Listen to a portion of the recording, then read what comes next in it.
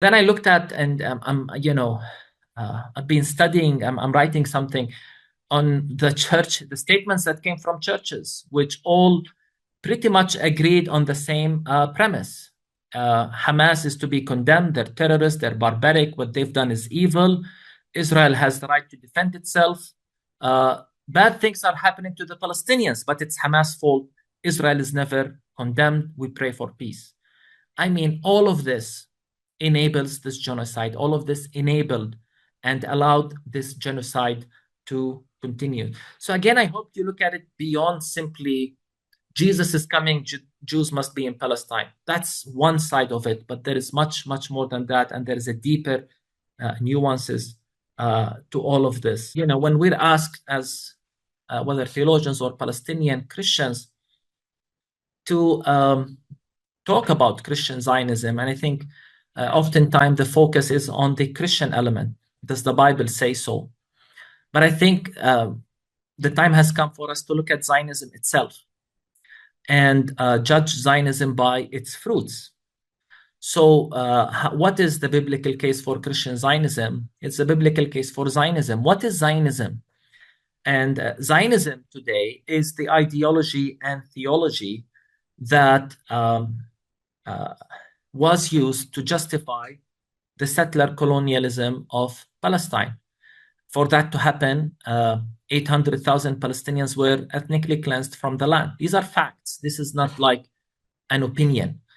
This is what happened when Zionists came and occupied our land.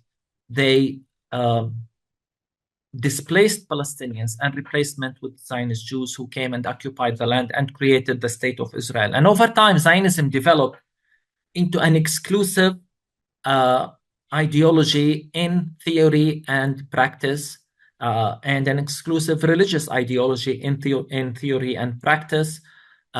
First, we have the nation-state law that explicitly said the right for self-determination is exclusive to the Jewish people only. This is what the nation-state law said. And then we have the recent Israeli government. And before the war, we've been saying, please look at this government. Look what they're saying. Look what Netanyahu is saying. And they stated clearly that Jews have an exclusive right to the land. And as such, we as Palestinians, if we don't have any right to the land, it justifies what they're doing to us. We've raised our concern, no one listened. And then came the several studies that described Israel as an apartheid state. And again, many churches even hesitated to study these documents. So when people ask me, what do you think of Christian Zionism? And we see Zionism on the ground, what it resulted. The biblical case for Christian Zionism is the biblical case for apartheid, for settler colonialism, and ethnic cleansing, because this is what Zionism is. And tragically, today, after what happened in Gaza, we can add to that. Zionism is involved in a genocide in Gaza. More than 40,000, if we count those under the rubble, have been murdered, killed in this war. And if we continue to support that as Christians, there is something wrong with the credibility of our Christian witness. Today, as a Christian pastor, I say, no, not in our name. And as a Palestinian, I plead that the church look deeper and not just continue, and I'm talking here to Presbyterians, to say, well, it's a problem with John Hagee and his group. No, it's much deeper than that, as I explained. And we need to look at Christian Zionism beyond the end times theology into this movement that is embedded in coloniality. In your context, is the American exceptionalism, Christian nationalism, into racism, and then into this whole theology with its diversity that allowed the settler colonialism of Palestine and right now oversaw a genocide. Thank you, Dr. Isaac. Our second panelist is Rabbi Brant Rosen. Rabbi Rosen is the founding rabbi of Congregation Zedek Chicago and the co-founder of Jewish Voice for Peace Rabbinical Council. Welcome, Rabbi Rosen. Thank you, Cynthia. Dr. Isaac was saying so powerfully that we are gathering here amidst an ongoing genocide, and that needs to be named out loud. I believe it needs to be named out loud at every available opportunity. I also want to lift up my deep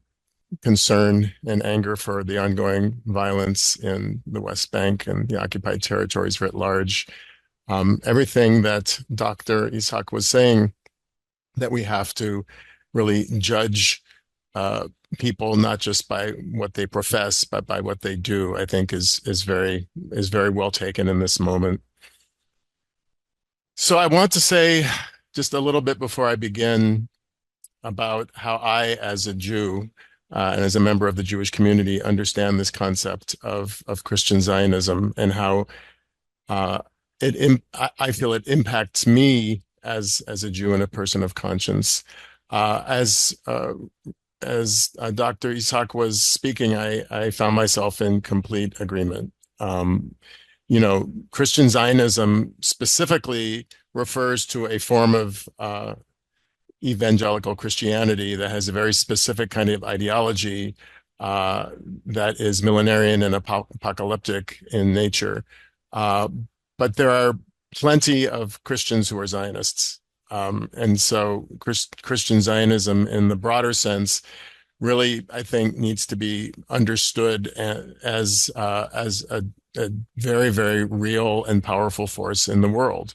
The United States is aiding and abetting this genocide. It is led by a president who is Catholic, but has professed Zionism to his emotional core and has for his entire political career. So he may not be an evangelical Christian, but he is certainly a Christian Zionist. And I think that's important, very, very important to underline. At the same time, I want to say, as a Jew, the specific ideology of evangelical Christian Zionism, I believe, has very, very profound and important and troubling implications for the Jewish community and for Jews around the world. And I think we need to understand it both in its origins and in the ways that it's being manifest politically today, because it is gaining evangelical Christian Zionism is gaining in its political power in very, very disturbing and troubling ways, which I'll talk about a little bit in a bit. I want to just lift up two important points as I begin. And the first is that I want to underline. The first point I want to make is that Zionism needs to be understood, I believe, as not a uniquely Jewish movement or ideology. It is often understood to be so in the Jewish community and throughout the world, but in fact, Christian Zionism predated Jewish Zionism as an ideology and as a movement. Now, when we talk about Jewish Zionism and Christian Zionism, of course, they differ in terms of their religious ideas and even religious goals. But at their core, both Christian Zionists and Jewish Zionists have the same basic goal in mind, and that is the return of the Jewish people to the land of Israel, to Palestine, to create a Jewish commonwealth there.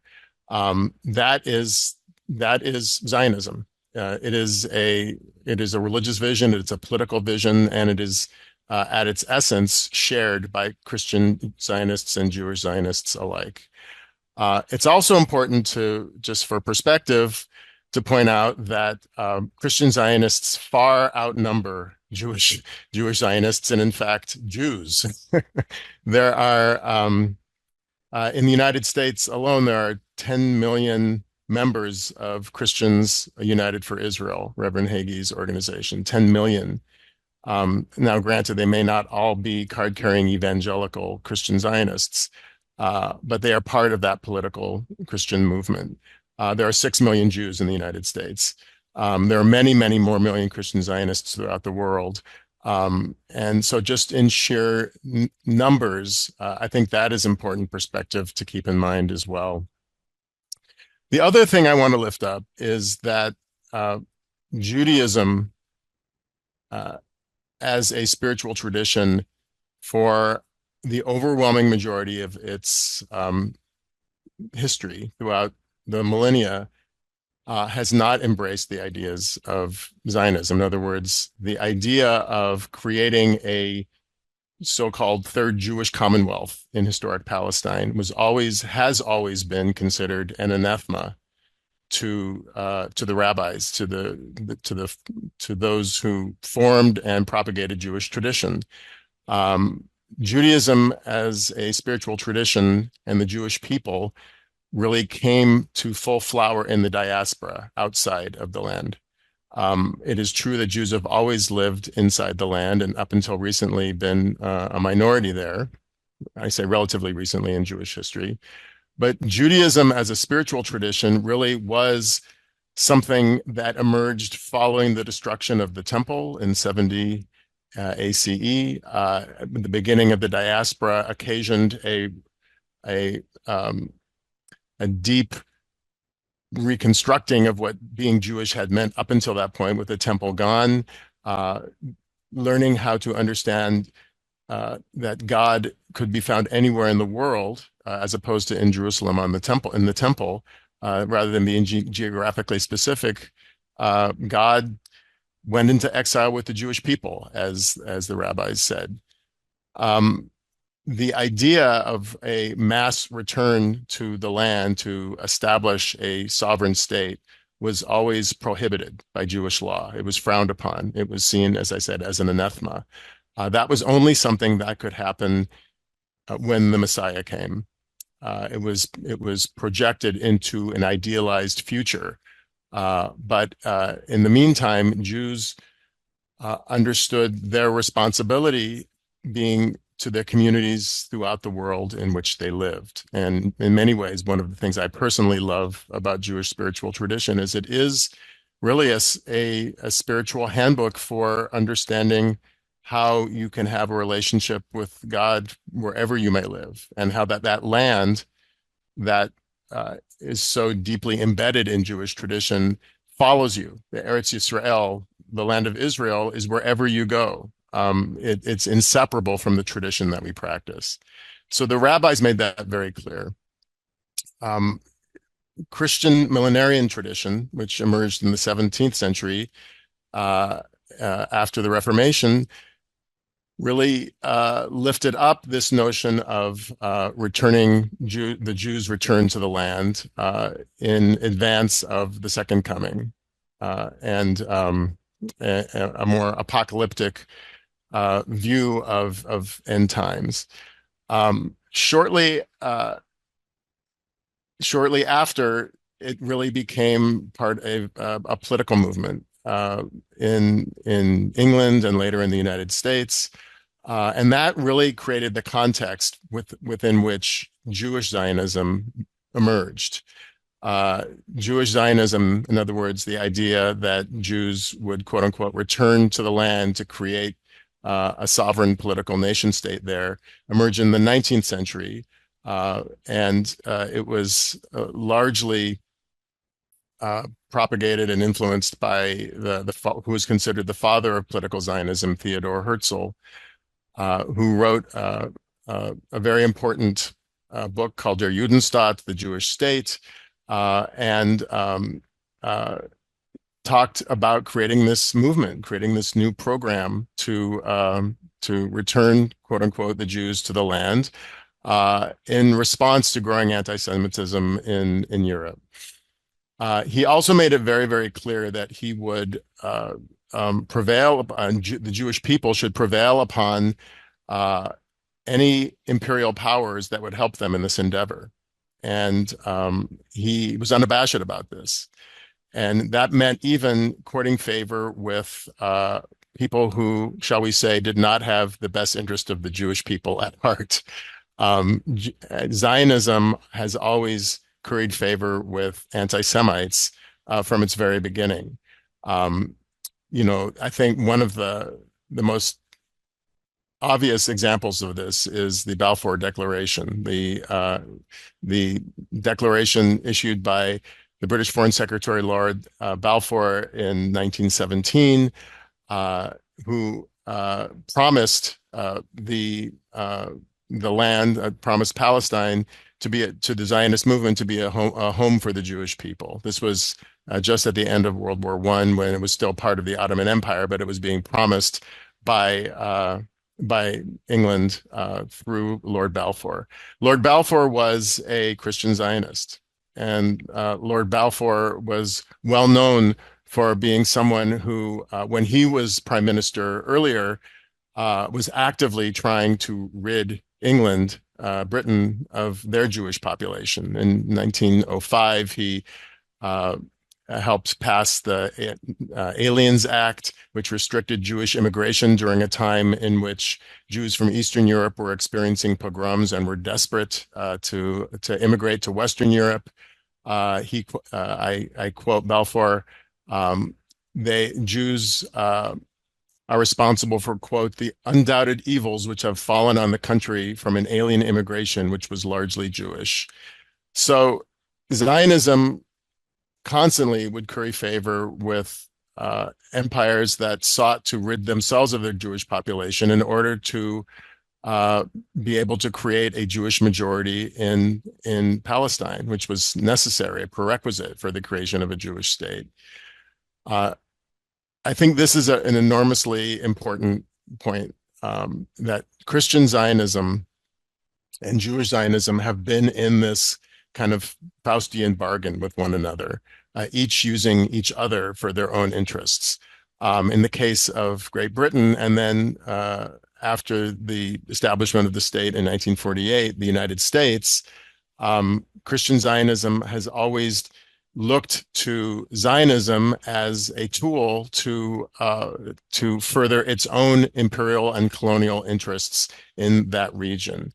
And Zionism, and Dr. Isaac is absolutely right, as a settler colonial movement, knew that in order for it to succeed, it would need the help of colonial empires throughout the world from its very beginning up until present day.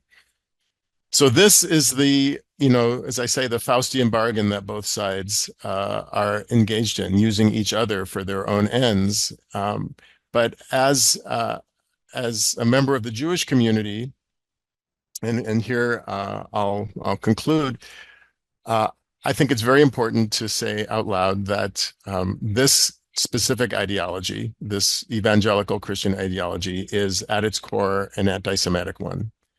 I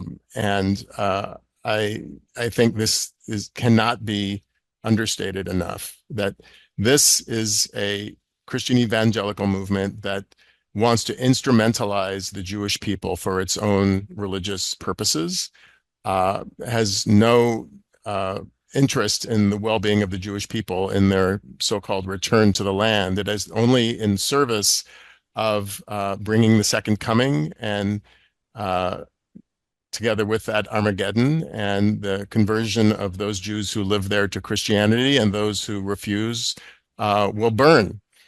I think Jewish Zionists who make common cause with Christian Zionists for political purposes do so in the most craven of ways.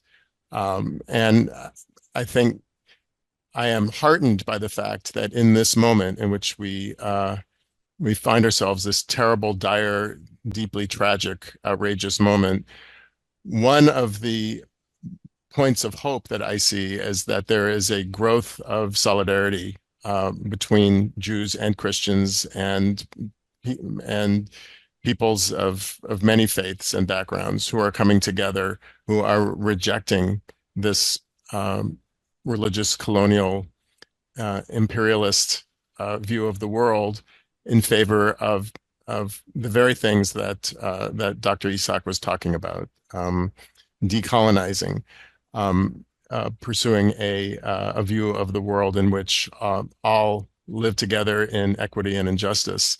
And that is part of the movement that I am proud to stand with, both as a Jew and as a person of conscience. So I'll end there. But again, thank you so much for including me, and looking forward to the conversation. Context. I grew up in rural Indiana, southern Indiana. I've spent time in Kentucky and now in West Virginia. That I did not realize how many of these even theological concepts we just absorb through our culture, through popular media. And to date myself a little bit, but I'm realizing recently how much this has come into play with how my generation and others talk about this issue, is how during the turn of the millennium, this apocalyptic theology really came onto the scene in our popular culture. And it then was not examined, I think got absorbed into things, and has taken on a new life of its own in these very oppressive systems and these very damaging and hurtful ways that we're living out our theology now. And to unpack a little bit of where this came from, I want to go back to the roots of dispensationalism just a little bit. These are the steps I've had to go back through and educate myself on, because I grew up Presbyterian, but we didn't talk about this. But I do realize in learning some of these terms that I've heard church history explained in this way, and I don't appreciate or believe in where it's led.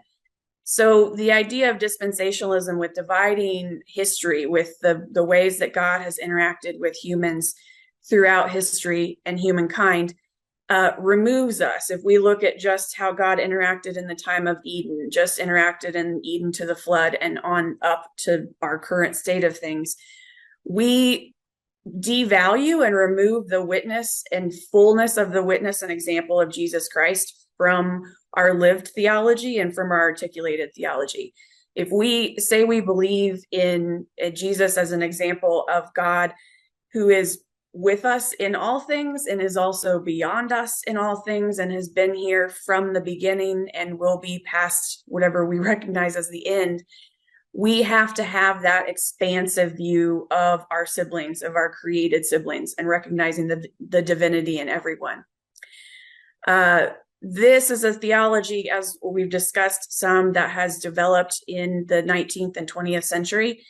And as Presbyterians, we have been wrestling with it and addressing it in our overtures, in our official General Assembly policy, and our education since those times. So I want to highlight too that this isn't, that our work on Christian Zionism hasn't just dropped out of nowhere to match or answer these current events. These are things we've been concerned about for a long time. And specifically in 1944, before we reunited, so this was just the PCUS, we answered that dispensationalism was counter to our theology of a one covenant of grace, and that division of the time periods and of people, of believing that God had a covenant with the Jewish people at one time, and that stands, and that's one thing. And it's a new covenant and a different exclusive covenant with Christian people, and that stands and is what we're supposed to respond to. Again, divides us from recognizing the fullness of divinity in all creation that God has called us to, and that Presbyterian standard of grace that all people, regardless of gender, religion, nationality, ethnicity, all the categories we've made up to divide ourselves, are irrelevant when it comes to God's witness to us through Jesus of inclusivity. So as we've discussed, the general hope of Christian Zionists is articulated in a way of getting Jewish people back to the land they recognize as Israel.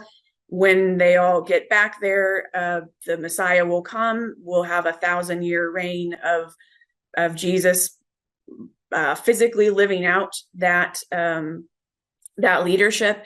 And then all those Jewish people will have the chance, as Brant so sadly put it, and has been repeated anti-Semitically so many times, that those Jewish people will have the choice to convert or burn, which I think that's a problem in itself, that we've allowed our Christian theology to reach that level of anti-Semitism in that specific case.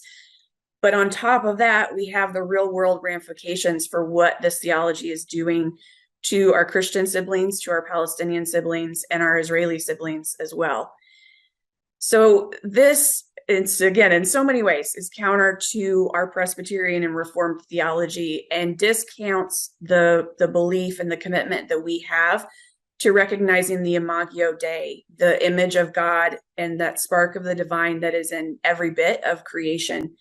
And when this kind of dividing theology and excluding theology makes it impossible for us to recognize our place in God's plan, and damages our own view of ourselves, I think, in our collective, by thinking that there can be anybody that's more special or more chosen or more divine or more loved than any other part of creation.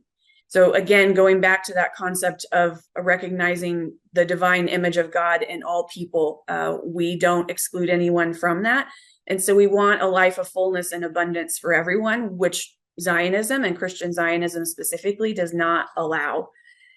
My colleague, dear Presbyterian elder Pauline Kaufman, articulates some of this theological difference in a difference between empire theology and Matthew 25 theology.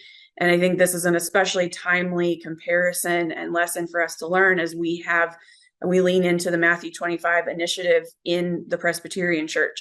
So side note, if you haven't checked that out, I encourage you to. But it calls us to look at the systems that keep people. In Matthew 25, it's the verse where we remember Jesus calls us to feed the hungry, clothe the unclothed, visit people in prison, take care of the sick, all those things. But our Matthew 25 initiative calls us to look at the systems that keep people hungry, that keep people in prison, that keep people without the resources they need. And so in the same way that we're looking at that systemically, to resolve that those real world problems and answer that theologically, we need to do this same systemic unpacking and kind of untangling of the theology that keeps people hungry and imprisoned and sick and in need.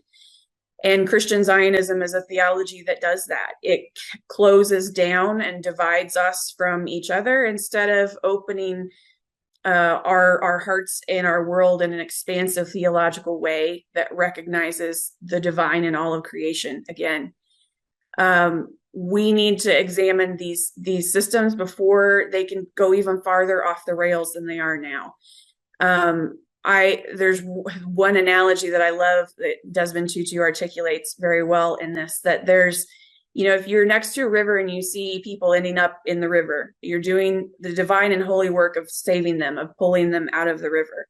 But if that happens enough, at some point you need to, your divinely and theological call to go upriver and figure out why they're ending up there in the first place. Why do you need to do that saving work? So when we encounter these conversations often, personally, and as trying to do this education work around Palestine and Israel, that people encounter with so many Christians in their lives, a disconnect between the reality and hearing the facts and figures of how Palestinians and how Israelis are being treated by this system of apartheid, and that somehow still not making a difference to them to act out politically or to advocate, to speak out, to call for a ceasefire even. And this is one of the things that I think some people can't necessarily articulate, this theology of this is where this is coming from. But like I said, as Americans, we have absorbed this in our popular culture without it being considered. And we need to do that unpacking, the untangling, that unthinking of how this has led us to where we are. Yeah, I'll just try to wrap up by saying that I think that theology is heretical when it doesn't acknowledge power imbalance. That we can't take theological stances that are removed from the realities of the world and how those play out in people's real lives. So saying, in any case, when we have a theology that discounts that there are people who are, again, systemically oppressed, disenfranchised, othered, that is a theological heresy. If we're not taking into account, again, that we recognize the divinity in everyone, that theology, I would be happy to disagree with people on. I do think it's okay for us as Christians to have nuanced discussions and not have to arrive at the same conclusions on everything. I love that we have different denominations. And as we said, we have those for reasons. But the things that we should agree on are acknowledging systemic imbalances of power, of empire, and of violence taking hold over everything. And I came across a William Sloane Coffin quote the other day that's centering me in this moment of how churches, I feel, are called to respond at this time in history, that it's not enough to resist with confession, that we must confess with resistance. Mm-hmm. our confession needs to have action. It needs to have movement to it. And we're called to respond in this time, in this place, in this moment, to these injustices to our siblings.